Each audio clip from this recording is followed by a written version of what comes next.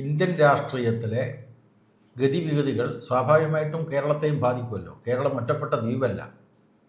അപ്പോൾ രാജ്യത്തെന്താണ് ഹിന്ദുത്വ രാഷ്ട്രീയത്തിൻ്റെ അധിനിവേശം? അത് കേരളത്തിൽ ആസൂത്രണം വളരെ മുമ്പ് തന്നെ നടന്നിട്ടുണ്ട്, പക്ഷേ വിജയിച്ചിട്ടില്ല. കാരണം ഇവിടെ നല്ല ഇടതുപക്ഷ ബേസുണ്ട്. അതിനും ആസ്പദമാക്കിയിട്ടുള്ളത് കേരളത്തിലെ നവോത്ഥാന ശക്തികളുടെ ആശയപരമായിട്ടൊരു കെട്ടുറപ്പുണ്ട്. ആ പിന്നെ ഇപ്പോൾ ശ്രീനാരായണ ഗുരുവിൻ്റെ ദർശനങ്ങൾ ഈ പറയുന്ന ഹിന്ദുത്വ രാഷ്ട്രീയത്തിന് കേരളത്തിലേക്ക് പ്രവേശിക്കാനുള്ള ഏറ്റവും വലിയൊരു മതിലായിരുന്നു. അപ്പോൾ അതിനെയും മറികടക്കാനുള്ള ശ്രമം അവർ നടത്തുന്നുണ്ട്. ഈ തരത്തിൽ വർഗീയ ശക്തികൾ കേരളത്തിൽ അധിനിവേശം നടത്താനുള്ള നാനാപ്രകാരത്തിലുള്ള വർക്ക് കുറേ കാലമായി നടന്നുകൊണ്ടിരിക്കുകയാണ്. അതിൽ CPM കൃത്യമായിട്ട് അത് തിരിച്ചറിഞ്ഞുകൊണ്ട് നേരത്തെ ശ്രീത്ത് പറഞ്ഞ പോലെ ഈ വിശ്വാസികളെ നമ്മുടെ പക്ഷത്ത് ചേർത്തുകൊണ്ട് വർഗീയവാദികൾക്കെതിരായിട്ട് അണിനിരത്തുന്നത് അതൊരു പുതിയ സമീപനമാണ്.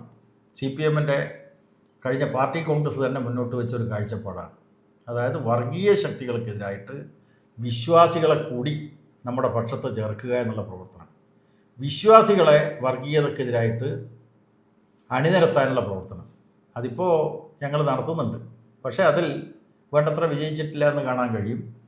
ഇന്നത്തെ സാഹചര്യത്തിൽ അത് കുറേ കൂടി മുന്നോട്ട് പോകണം എന്നതാണ് പാർട്ടി തീരുമാനിച്ചിട്ടുള്ളത്. ഇത് മുസ്ലിം ജനവിഭാഗത്തിനിടയിലും ക്രിസ്ത്യൻ ജനവിഭാഗത്തിനിടയിലും ബാധകമാണ്.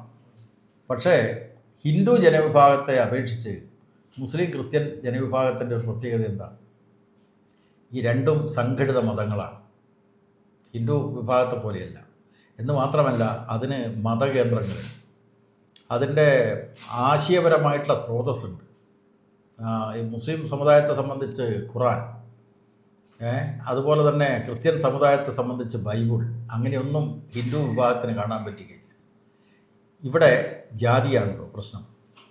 അപ്പോൾ അതുകൊണ്ട് BJP വളരെ ആസൂത്രിതമായിട്ട് പ്ലാൻഡായിട്ട് മുന്നോട്ട് വെച്ച മുദ്രാവാക്യം എന്താണ്? നായാടി മുതൽ നമ്പൂതിരി വരെ യോജിക്കണം എന്നതാണ്. അത് വളരെ സാമർഥ്യപൂർവമുള്ളൊരു മുദ്രാവാക്യമാണ് നായാടി. മഹാത്മാഗാന്ധി കേരളത്തിൽ 1927 വന്ന ഘട്ടത്തിൽ അദ്ദേഹത്തിനൊരു നായാടിയെ നേരിട്ട് കാണണം, അടുത്ത് കാണണം എന്ന് ഉദ്ദേശിച്ചു. മാടി വിളിച്ചു, പോന്നില്ല. എന്താ കാരണം? നായാടി ദൃഷ്ടിയിൽപ്പെട്ടാൽ പോലും ദോഷമുള്ള ജാതി വിഭാഗമാണ്. ഇന്ന് BJP വിളിക്കുന്ന മുദ്രാവാക്യം എന്താണ്? നായാടി മുതൽ നമ്പൂതിരി വരെ യോജിക്കണം. അപ്പോൾ നായാടി വിഭാഗത്തിൽപ്പെട്ട ഒരാൾക്ക് ഈ 2026 ആകുമ്പോഴേക്ക് തോന്നുന്നത് എന്താ? ഞാൻ കൂടുതൽ ശക്തിപ്പെടുകയാണ്. നായാടി എന്താണെന്ന് അദ്ദേഹത്തിന് നല്ല ബോധ്യമുണ്ട്, എന്തായിരുന്നു ചരിത്രത്തിൽ. അപ്പോൾ ആ നായാടിക്ക് താൻ ശക്തിപ്പെടുകയാണ്, ഹിന്ദുവായിട്ട് ശക്തിപ്പെടുന്നു എന്ന ഒരു അഹംബോധം സൃഷ്ടിക്കുന്ന ഒരു ബോധനിർമ്മിതി കൃത്യമായിട്ട് നടത്തിയിട്ടുണ്ട്. അത് എല്ലാ വിഭാഗത്തിനുമുണ്ട്. ഈഴവനുണ്ട്, മലബാറിനെ സംബന്ധിച്ച് തീയ സമുദായത്തിനുണ്ട്. ഞാൻ ശക്തിപ്പെടുകയാണ്, ഒരു തീയ ബോധം, ഒരു ഈഴവ ബോധം ചുരുങ്ങുകയാണ്. ഇതാണ് ശ്രീനാരായണ ഗുരുവൊക്കെ ഈ ജാതിക്കതീതമായിട്ടുള്ള സാമൂഹ്യ ബോധമാണ് സൃഷ്ടിക്കുന്നതെങ്കിൽ ഇന്നത്തെ ഈ ജാതി സംഘടനകൾ കൃത്യമായിട്ട് അവരുടെ മനസ്സിനൊരു ചുരുക്കം വരുത്താനുള്ള ഇടപെടലാണ് നടത്തിക്കൊണ്ടിരിക്കുന്നത്. കേരളത്തിലെ വലതുപക്ഷം അത് വളരെ പ്രബലമാണ്. അതിനെ നമ്മൾ അണ്ടർ എസ്റ്റിമേറ്റ് ചെയ്തുകൂടാ. അതായത് കേരളത്തിലെ വലതുപക്ഷത്തിൻ്റെ പ്രധാനപ്പെട്ട ഒരു പൊതുബോധ നിർമ്മിതിയുടെ സ്രോതസ്സ് എവിടെയ പത്രങ്ങൾ.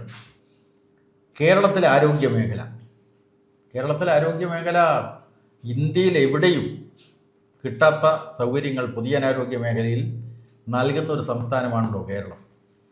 ഇപ്പോൾ കോവിഡ് മഹാമാരിയുടെ കാലത്ത് ഈ പ്രവാസി മലയാളികൾ എന്താ ആഗ്രഹിച്ചത്? പണമുള്ളവരാണ് അവർ, പക്ഷേ എങ്ങനെയും കേരളത്തിൽ വരണം. കേരളത്തിൽ കിട്ടുന്ന കെയർ മറ്റെവിടെയും കിട്ടില്ല.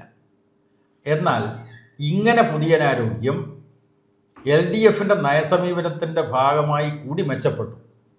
500 കോടി ഉറുപ്പിക മുതൽ മുടക്കിയിട്ട് കോഴിക്കോട് ഒരു അവയവമാറ്റ ശസ്ത്രക്രിയ കേന്ദ്രം ആരംഭിക്കുകയാണ്. ഇങ്ങനെയൊക്കെ പൊതുജനാരോഗ്യ മേഖലയിൽ മുന്നോട്ട് പോയപ്പോൾ എങ്ങനെയാണ് ആരോഗ്യ മേഖലയെക്കുറിച്ചുള്ള നെറേഷൻ ഈ വലതുപക്ഷ മാധ്യമങ്ങൾ സൃഷ്ടിച്ചത്? ഒരു ഓപ്പറേഷനിൽ ഒരു സ്ത്രീയുടെ വയറ്റിൽ കത്രിക അവശേഷിച്ചു. മനസ്സിലായില്ലേ? അപ്പോൾ എന്ന് പറഞ്ഞാൽ ഒറ്റപ്പെട്ട കാര്യങ്ങളെ പർവ്വതീകരിച്ചുകൊണ്ട് നടത്തിയിട്ടുള്ള പ്രചരണങ്ങൾ ഒരു പൊതുബോധം നിർമ്മിക്കാൻ വേണ്ടി ഉപകരിച്ചിട്ടുണ്ട് എന്നതാണ് യാഥാർത്ഥ്യം. അപ്പോൾ അനിൽ പറഞ്ഞ പോലെ മെയിൻ റീസൺ ഞാൻ പറഞ്ഞോട്ടെ, മെയിൻ റീസൺ ഞാൻ നേരത്തെ പറഞ്ഞത് തന്നെ. അതേസമയം അതിനെ കൃത്യമായി തിരിച്ചറിഞ്ഞുകൊണ്ട് നമുക്ക് പ്രതിരോധിക്കാനായില്ല. അതിൽ സ്ഥാനാർത്ഥി നിർണയത്തിലും ചില പോരായ്മകൾ സംഭവിച്ചിട്ടുണ്ട്. പക്ഷേ അതാണ് കേരളത്തിലെ LDFന് 35 സീറ്റുകളിലേക്ക് ഒതുങ്ങേണ്ടി വന്നത് എന്ന് പറഞ്ഞാൽ അത് ശരിയല്ല. മെയിൻ റീസൺ മെയിനായിട്ട് നമ്മൾ കാണണം. അതേസമയം ഇതിനൊക്കെ വലിയ റോളില്ലേ? പക്ഷേ ഈ 35 സീറ്റിൽ ഒതുങ്ങാതെ കുറച്ചുകൂടെ മെച്ചപ്പെട്ട 60 സീറ്റിലേക്ക് ഒക്കെ എത്താവുന്ന ഒരു അവസ്ഥയില്ലായിരുന്നു. അതില് അനിൽ പറഞ്ഞതിന് മറുപടി പറയുമ്പോൾ ഏറ്റവും മെച്ചപ്പെട്ട നിലയിൽ പ്രവർത്തനം നടത്തിയ MLAമാർ വീണ്ടും സ്ഥാനാർത്ഥിയായിട്ട് മത്സരിച്ചു, തോറ്റുപോയി. എന്തുകൊണ്ട്? അതാണ് ഞാൻ നേരത്തെ പറഞ്ഞ രാഷ്ട്രീയം. വലതുപക്ഷ രാഷ്ട്രീയം ഇപ്പോഴും പ്രബലമാണ് എന്നതാണ് തിരിച്ചറിയേണ്ട നമ്പർ 1 പോയിന്റ്. അനുബന്ധമായിട്ട് പല കാരണങ്ങളുണ്ടാവും. 2006 ഒക്കെ പ്രബലമായിരുന്നില്ലേ? 2006 2021 ഒക്കെ ഇപ്പൊ സാറ് പറഞ്ഞ പത്രങ്ങളടക്കം അവരുടെ രാഷ്ട്രീയം എന്നും ഇത് തന്നെയായിരുന്നു. അന്നൊക്കെ ഇടതുപക്ഷം ജയിച്ചിട്ടുണ്ട്. അതുപോലെ 2001 സമാനമായ തോൽവി ഇടതുപക്ഷത്തിനുണ്ടായി. പക്ഷെ അന്നില്ലാത്തതും ഇന്നുള്ളതുമായ ഒരു കാര്യം എന്ന് വെച്ചാൽ പാർട്ടി ഗ്രാമങ്ങൾ എന്ന് പറയുന്ന മട്ടന്നൂരും തളിപ്പറമ്പും ഒക്കെ പാർട്ടി അതിദയനീയമായി പരാജയപ്പെടുന്നു എന്നുള്ളതാണ് ഈ ഇലക്ഷനെ വ്യത്യസ്തമാക്കുന്നത്. സോറി, എൻ്റെ തെറ്റ്. വ്യത്യസ്തമാവുന്നത് അവിടെ എങ്ങനെ തോറ്റു? ബാക്കി എല്ലാ തോൽവിയും ഒരു ഇലക്ഷനാണ്, ജയിക്കാം തോൽക്കാം, അത്രയേ ഉള്ളൂ. പക്ഷെ ഈ 2 പരാജയങ്ങൾ അതുപോലെ നമുക്ക് കാണാൻ പറ്റില്ല. അവിടെയാണ് എന്ത് സംഭവിച്ചു എന്നുള്ളൊരു ചോദ്യം. അല്ല, പയ്യന്നൂരിലും തളിപ്പറമ്പിലും ഉള്ള പരാജയം പ്രത്യേകമായിട്ട് പരിശോധിക്കണം എന്നതാണ് പാർട്ടി നിശ്ചയിച്ചിട്ടുള്ളത്, തീരുമാനിച്ചിട്ടുള്ളത്. അതേസമയം നമ്മൾ തെരഞ്ഞെടുപ്പ് ഫലത്തെ വിലയിരുത്തുന്ന അവസരത്തിൽ അത് പയ്യന്നൂർ പരാജയത്തിൻ്റെ അടിസ്ഥാനത്തിലാണ് കേരളത്തിൽ തിരിച്ചടി ഉണ്ടായത് എന്ന് പറയുന്നത് ശരിയല്ല എന്ന് ഞാൻ പറയുന്നത്. മെയിൻ റീസൺ ഞാൻ നേരത്തെ പറഞ്ഞിട്ടുണ്ട്. അതേസമയം നമ്മൾ ഓരോ തെരഞ്ഞെടുപ്പ് ഫലത്തെയും വിലയിരുത്തുമ്പോൾ ആ തെരഞ്ഞെടുപ്പ് നടക്കുന്ന മൂർത്തമായ രാഷ്ട്രീയ സാഹചര്യം ഉണ്ടല്ലോ, കോൺക്രീറ്റ് ആയിട്ടുള്ള സിറ്റുവേഷൻ, അതൊരു പ്രധാനപ്പെട്ട ഘടകമാണ്. ഇപ്പോൾ 1991 ജില്ലാ കൗൺസിൽ തെരഞ്ഞെടുപ്പാണെന്നല്ലോ. ഞാനൊക്കെ അന്ന് പ്രഥമ ജില്ലാ കൗൺസിലേക്ക് തിരഞ്ഞെടുക്കപ്പെട്ടാണ്. ആ തെരഞ്ഞെടുപ്പ് വിജയം നിയമസഭാ തെരഞ്ഞെടുപ്പിലും ആവർത്തിക്കുമെന്ന് കണ്ടുകൊണ്ട് നിയമസഭ പിരിച്ചുവിട്ട് തെരഞ്ഞെടുപ്പിലേക്ക് പോയി. തെരഞ്ഞെടുപ്പിനിടയിലാണ് രാജീവ് ഗാന്ധിയുടെ വധം. മനസ്സിലായില്ലേ? അപ്പോൾ തെരഞ്ഞെടുപ്പ് നടക്കുന്ന സന്ദർഭം, മൂർത്തമായ ഒരു രാഷ്ട്രീയ സാഹചര്യത്തിൻ്റെ ആനുകൂല്യം അന്ന് വലതുപക്ഷത്തിന് അനുകൂലമായി കിട്ടി, ഇടതുപക്ഷത്തിന് കിട്ടുമെന്നാണ് പ്രതീക്ഷിച്ചത്. അപ്പോൾ അതുകൊണ്ട് ഞാൻ നേരത്തെ പറഞ്ഞത് തന്നെയാണ് ഈ തെരഞ്ഞെടുപ്പിലെ ഇടതുപക്ഷത്തിൻ്റെ തിരിച്ചടിക്ക് പ്രധാനപ്പെട്ട കാരണം. നിങ്ങളീ പറഞ്ഞ പോലെ പയ്യന്നൂർ തളിപ്പറമ്പ് അത് പ്രത്യേകമായിട്ട് പരിശോധിക്കണം എന്നാണ് പാർട്ടി തീരുമാനിച്ചിട്ടുള്ളത്. ധർമ്മടത്തിൽ പിണറായി വിജയനെ പോലെ ഒരു അധികായകൻ പുറകിൽ പോവുക 6 റൗണ്ട് എന്ന് പറയുന്നത് എന്താ പാർട്ടിക്കുള്ള ന്യായീകരണം? അത് ഞാൻ നേരത്തെ പറഞ്ഞതിൽ അത് ഉൾപ്പെട്ടിട്ടുണ്ട്. അതായത് ജനറലായിട്ടൊരു ട്രെൻഡ് വലതുപക്ഷത്തിന് അനുകൂലമായിട്ടാണ് വന്നത്. അതുതന്നെയാണ് ധർമ്മടം മണ്ഡലത്തിലും സംഭവിച്ചിട്ടുള്ളത്. ആ ട്രെൻഡിന് 31 വന്നുകൂടാന്നുണ്ടോ? അതല്ലേ കേരളത്തിന്റെ ഒരു തീർച്ചയായിട്ടും. പേരെന്തേലും സിതാര പറഞ്ഞത് വളരെ പ്രധാനപ്പെട്ടൊരു പോയിന്റാണ്. ആശങ്ക ഉണർത്തേണ്ട ഒരു ഭാഗമാണ് സിതാര ഇവിടെ ചോദിച്ചത്. 2031 എന്ത് സംഭവിക്കും എന്നതാണ് രാഷ്ട്രീയ പ്രവർത്തകനായിട്ടുള്ള എൻ്റെയും ഉത്കണ്ഠ. കാരണം നമുക്ക് ബംഗാളിൻ്റെ അനുഭവം ഉണ്ടല്ലോ. പശ്ചിമ ബംഗാളിൽ തൃണമൂൽ കോൺഗ്രസിനെ കൈകാര്യം ചെയ്ത് ഇപ്പോൾ BJP അധികാരത്തിൽ വന്നിരിക്കുകയാണ്. അവിടെ ഇടതുപക്ഷമോ കോൺഗ്രസോ അല്ല വന്നിട്ടുള്ളത്. ഇടതുപക്ഷം ഇത്തവണ ഒരു തുടക്കം കുറിച്ചിട്ടുണ്ട്. അവിടെ ഒരു സീറ്റിൽ CPM ജയിച്ചു, അങ്ങനെയുള്ള ഒരു സീറ്റിലേക്ക് വന്നിട്ടുണ്ട്. ഇതിൽ ഈ ബംഗാളിൽ മുമ്പത്തെ തെരഞ്ഞെടുപ്പിൽ 3 സീറ്റ് മാത്രമായിരുന്നു BJPക്ക് ഉണ്ടായിരുന്നത്. ഇവിടെ 3 സീറ്റ് കിട്ടിയിരിക്കുക അവർ 2026 തെരഞ്ഞെടുപ്പിൽ. അപ്പോൾ നമ്മൾ സംഘപരിവാരത്തെ അണ്ടർ എസ്റ്റിമേറ്റ് ചെയ്യാൻ പാടില്ല. അവർ വലിയ ബുദ്ധി കേന്ദ്രങ്ങളാണല്ലോ അവർ. എന്ന് പറഞ്ഞാൽ തിങ്ക് ടാങ്ക്. അപ്പോൾ അത് വളരെ ആസൂത്രിതമായ പ്ലാനിങ് ഉണ്ട്. ഈ പ്ലാനിങ് എത്രയോ വർഷമായി കേരളത്തിൽ നടക്കുന്നുണ്ട്. RSSൻ്റെ കേരളത്തിലെ ശാഖാപ്രവർത്തനം ആരംഭിക്കുന്നത് 1942-ലാണ്. എന്തേ ഒരു ഗുജറാത്തായി മാറാത്തത്? എന്തേ മധ്യപ്രദേശായി മാറാത്തത്? എന്തേ മഹാരാഷ്ട്രയായി മാറാത്തത്? കേരളത്തിൽ അതിൻ്റേതായിട്ടുള്ള പ്രത്യേകതയുണ്ട്. ഒന്ന്, നവോത്ഥാന പ്രസ്ഥാനങ്ങൾക്ക് ശേഷം കമ്മ്യൂണിസ്റ്റ് പാർട്ടിയും ലെഫ്റ്റും നേടിയിട്ടുള്ള ഒരു ആശയപരമായിട്ടുള്ള ആധിപത്യമാണ്. അതിനെ ബ്രേക്ക് ചെയ്യൽ അത്ര എളുപ്പമല്ല. കമ്പാരിറ്റീവ്ലി മറ്റ് ഉത്തരേന്ത്യൻ സംസ്ഥാനങ്ങളുമായി തട്ടിച്ചു നോക്കുമ്പോൾ കേരളത്തിൽ അവർക്ക് മുന്നേറാനായിട്ടില്ല. അതിൻ്റെ കാരണം ഞാൻ നേരത്തെ പറഞ്ഞു. CPM-നെ കടന്നാക്രമിച്ച് RSSൻ്റെ ആധിപത്യം കേരളത്തിൽ ഉണ്ടാക്കാൻ വേണ്ടിയുള്ള ശ്രമങ്ങൾ നടന്നിട്ടുണ്ട്. ഇപ്പോൾ കേരളത്തിലെ 14 ജില്ലകളിൽ 13 ജില്ലകളിലും CPM-ഉം RSSും തമ്മിൽ ഏറ്റുമുട്ടലുണ്ട്. കായികമായിട്ടുള്ള ഏറ്റുമുട്ടൽ, ആശയതലത്തിൽ മാത്രമല്ല, കായികമായ ഏറ്റുമുട്ടൽ. ഞാൻ ചോദിക്കുന്നത്, കേരളത്തിൽ എന്തേ ഈ മതനിരപേക്ഷത പറയുന്ന കോൺഗ്രസിനെ RSS ലക്ഷ്യം വെക്കാത്തത്? അവർ മുസ്ലിം വിരുദ്ധരാന്നാണ് പൊതുവിൽ പറയാറ്. എന്തേ കേരളത്തിലെ ലീഗിനെ അവർ ലക്ഷ്യം വെക്കാത്തത്? CPM-നെയാണ്. കാരണം RSSൻ്റെ പ്രചാരകനായിരുന്ന P. നാരായണൻ എഴുതിയിട്ടുള്ള പുസ്തകവും, ആ പുസ്തകത്തിൽ അദ്ദേഹം പറയുന്നത്, ഈ തൊഴിലാളികൾ ഒന്നിച്ച് പണിയെടുക്കുന്ന സ്ഥാപനങ്ങളൊക്കെ കമ്മ്യൂണിസ്റ്റുകാരുടെ നഴ്സറികളാണ്. ആ തൊഴിലാളി സ്ഥാപനങ്ങൾക്ക് നേരെ, ഫാക്ടറികൾക്ക് നേരെയുള്ള ആക്രമണം. യഥാർത്ഥത്തിൽ കേരളത്തിലെ 14 ജില്ലകളിൽ 13 എണ്ണത്തിലും CPM-ൻ്റെ 215 പ്രവർത്തകന്മാരെ RSSകാർ കൊലപ്പെടുത്തിയിട്ടുണ്ട്. അത് വെറുതെ ഉണ്ടായതല്ല. ചില മാധ്യമങ്ങളൊക്കെ ഈ കണ്ണൂർ രാഷ്ട്രീയമാണ്, കണ്ണൂരിലെ ചില നേതാക്കന്മാർക്ക് രക്തം കാണണം, അങ്ങനെയാണല്ലോ, അങ്ങനെയൊക്കെ പല നറേഷനും ഉണ്ടാക്കിയിട്ടുണ്ട്. പക്ഷേ യഥാർത്ഥത്തിൽ അത് കൃത്യമായിട്ടൊരു പദ്ധതിയാണ്. CPM-നെ കായികമായിട്ട് തകർക്കുക, മേധാവിത്വം, ഒരു കായിക ശക്തിയായിട്ട് RSS മുന്നോട്ട് വരിക. അപ്പോൾ അതെല്ലാം നടത്തിയെങ്കിലും വിജയിച്ചില്ലല്ലോ. അപ്പോൾ ആ റെസിസ്റ്റൻസിന് വളരെ പ്രധാനപ്പെട്ട പങ്കുണ്ട് എന്നതാണ് ഞാൻ പറയാൻ ആഗ്രഹിക്കുന്ന ഒരു കാര്യം. ഇപ്പോഴും അതിനുള്ള ശ്രമങ്ങൾ നടന്നുകൊണ്ടിരിക്കുകയാണ്. പക്ഷേ അവർക്ക് മുന്നോട്ട് പോകാനായില്ല. എന്നാൽ നേട്ടങ്ങളുണ്ടാക്കി. അതാണല്ലോ നിയമസഭയിൽ 3 സീറ്റുകൾ അവർ നേടിയത് കാണിക്കുന്നത്. അത് നേരത്തെ സിതാര പറഞ്ഞതുപോലെ 2031 അവരുടെ ലക്ഷ്യമാണ്. 3-ൽ നിന്ന് മുന്നോട്ട് പോകാനുള്ള കൃത്യമായ പദ്ധതി കേരളത്തിൽ നടപ്പാക്കും എന്ന് തന്നെയാണ് കരുതുന്നത്. അതിനെ ചെറുത്ത് തോൽപ്പിക്കാനുള്ള ഉത്തരവാദിത്വം കേരളത്തിലെ ഇടതുപക്ഷം നിർവഹിക്കണം. അതിലേക്കുള്ള എന്തൊക്കെയായിരിക്കും നമ്മുടെ തിരുത്തൽ നടപടികൾ, അല്ലെങ്കിൽ BJP-യെ കൗണ്ടർ ചെയ്യുക എന്നുള്ളതിൽ എന്തൊക്കെയായിരിക്കും ഇടതുപക്ഷത്തിൻ്റെ ആക്ഷൻസ് ഇനി വരുന്ന 5 വർഷങ്ങൾ? അതായത് പ്രധാനമായിട്ടും നേരത്തെ ശ്രീജിത്തിലൂടെ പറഞ്ഞതുപോലെ വിശ്വാസികളെ അന്യമത വിരോധത്തിലേക്ക് നയിക്കുക, ഇതാണല്ലോ അവർ ചെയ്യുന്നത്. അപ്പം അതിൽ ഞാൻ എൻ്റെ പുസ്തകത്തിൽ പറയുന്നൊരു കാര്യമുണ്ട്. ഭാഗവത സപ്താഹ യജ്ഞം കേരളത്തിൽ അടുത്ത കാലത്ത് നടത്തിയിട്ടുള്ള ചില സന്യാസിമാരുടെയും മറ്റും സ്വാമിമാരുടെയും മറ്റും പ്രഭാഷണ പരിപാടിയുടെ പേരാണ് ഭാഗവത സപ്താഹ യജ്ഞം. അപ്പോൾ കണ്ണൂരിലെ ഒരു അമ്പലത്തിൽ, ചിറക്കലമ്പലം, അവിടെ ഭാഗവത സപ്താഹ യജ്ഞം, ഒരു സ്വാമിയാണ്. ഈ പ്രഭാഷണമൊക്കെ വളരെ പ്ലാൻഡാണ്.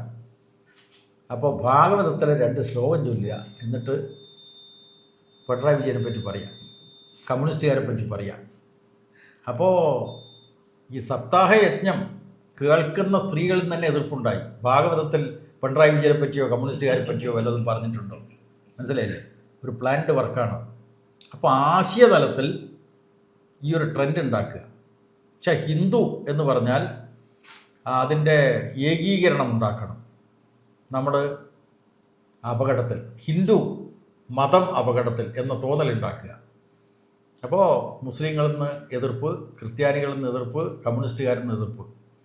അപ്പോൾ ഒരു സ്വത്വ രാഷ്ട്രീയത്തിൻ്റെ തലം സൃഷ്ടിക്കുന്ന പ്രഭാഷണ പരിപാടികൾ അവർ നടത്തുന്നുണ്ട്.